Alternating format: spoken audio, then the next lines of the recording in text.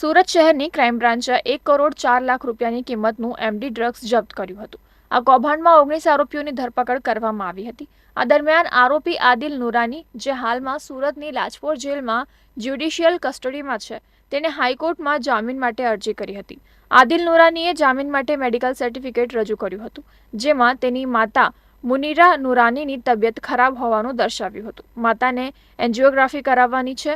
આ માટે આરોપી તરફથી હાઈકોર્ટમાં મેડિકલ સર્ટિફિકેટ રજૂ કરાયું હતું. હાઈકોર્ટ દ્વારા આ સર્ટિફિકેટની સત્યતા તપાસવા માટે સુરત ક્રાઇમ બ્રાન્ચને આદેશ આપ્યો હતો. તપાસમાં જાણવા મળ્યું કે આ મેડિકલ સર્ટિફિકેટ ખોટું હતું અને તે બોગસ ડોક્ટર શોભિતસિંહ ઠાકોર દ્વારા તૈયાર કરાયું હતું. શોભિતસિંહ ઠાકોર પાસે કોઈ લાયસન્સ નથી અને તે ગેરકાયદેસર રીતે કૃષ્ણા જનરલ એન્ડ્રોમા હોસ્પિટલ ચલાવી રહ્યો હતો. શોભિતસિંહ ઠાકોરે એમબીબીએસ એમડી ડોક્ટર દિલીપ તડવીની સહી અને સિક્કો લગાવી ખોટું મેડિકલ સર્ટિફિકેટ બનાવ્યું હતું.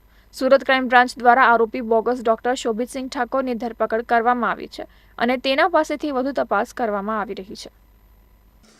આ સર્ટી અને હાઈકોર્ટમાં જામીન માટે મૂકતા એની તપાસ કરવા માટે હાઈકોર્ટે અમને સૂચન કરેલ, જેની તપાસ કરતાં એવું જાણવા મળેલ ડૉક્ટર દિલીપ તડવીનો સંપર્ક કર્યો. દિલીપ તડવીએ આ સર્ટી બનાવી આપેલ નથી.